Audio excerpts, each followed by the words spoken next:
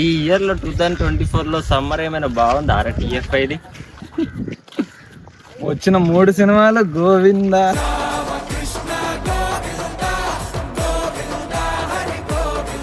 Summer season అంటే మేలో అసలు ఫ్యామిలీస్ పిల్లలు అన్ని ఏజ్ వాళ్ళు పోతారు సినిమాకి. అలాంటిది ఈ సమ్మర్ అసలు ఏం లేదు, థియేటర్స్ క్లోజ్ అయిపోయినాయి, అసలు జనాలకి పిచ్చి లేచిపోయింది మొత్తానికి.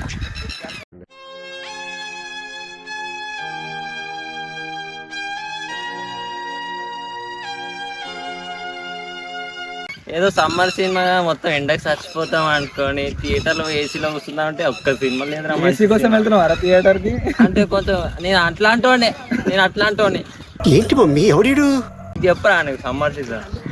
సమ్మర్ అంటే నా బెస్ట్ సమ్మర్ అయితే 2018-19 రా.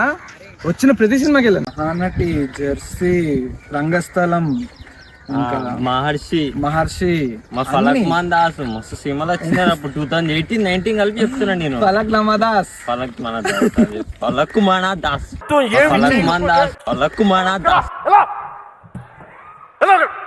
బెస్ట్ సమ్మర్ నిజం 2019 బిఫోర్ కోవిడ్ కాబట్టి. ఆఫ్టర్ కోవిడ్ చాలా ఎఫెక్ట్ చేసింది సినిమాల్ని. అసలు సమ్మర్ సినిమా అంటే కోవిడ్ తర్వాత సమ్మర్ లో వచ్చినాయి సినిమాలు, ఏదో ఒక్క సినిమానే ఆడుతుండేరా ప్రతి ఇయర్ సమ్మర్. ఈ సినిమా ఈసారి ఏమొచ్చారు బజేవాయి వేగం, గణేష, గ్యాంగ్స్ ఆఫ్ గోదావరి. కానీ ఏమంత మెప్పించలేదు జనాలని, ఆడియన్స్ ని. ఎందుకో నవ్వు ఆపుకుంటున్నావు కదరా.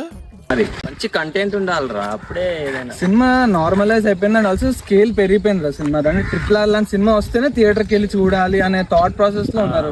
అప్పుడు మన ఆర్జీవి చెప్పినప్పుడు ఇంటర్వ్యూలో అంటే స్కేల్ పెరిగిపోయింది, ఆడియన్స్ ఎక్స్పెక్టేషన్స్ పెరిగిపోయింది. నార్మల్ సినిమా చూడట్లేదు సినిమాలో, బట్ ఎంకరేజ్ చేయాలరా. ఏ సినిమా స్కేల్ ఆ సినిమాకి ఉంటుంది. కానీ ఎట్లుంటుండే సమ్మర్ అంటే పక్క ఒక స్టార్ హీరోది సినిమా రిలీజ్ అవుతుండే 100 కోట్లు కొడుతుండేరా. కానీ ఇప్పుడు అట్లా లేదు. 2023 అట్లా లేదు, 2024 కూడా లేదు. చూద్దాం ఫ్యూచర్ లో కూడా అట్లా అవుతుందో లేదు.